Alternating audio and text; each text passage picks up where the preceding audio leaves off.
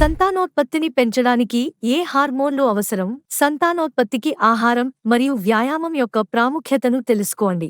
బిడ్డను ప్లాన్ చేసే ముందు సంతానోత్పత్తిని పెంచడానికి శరీరంలోని కొన్ని హార్మోన్ల సమతుల్యత చాలా ముఖ్యం. దీనితో పాటు ఆహారం మరియు వ్యాయామం కూడా చాలా ముఖ్యమైనవి. ఏ హార్మోన్లు మరియు ఆహారాలు సంతానోత్పత్తిని ప్రోత్సహిస్తాయో తెలుసుకుందాం.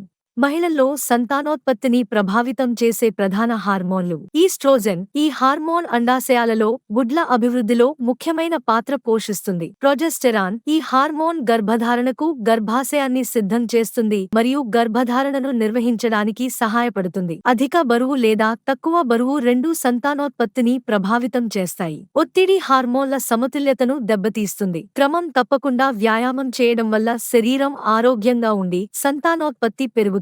ధూమపానం మరియు మద్యం సేవించడం సంతానోత్పత్తికి హాని కలిగిస్తుంది. మీరు గర్భం దాల్చడంలో ఇబ్బంది పడుతుంటే మీరు వైద్యుడిని సంప్రదించాలి. డాక్టర్ మీ హార్మోన్ స్థాయిలను తనిఖీ చేసి మీకు చికిత్సను సూచించగలరు.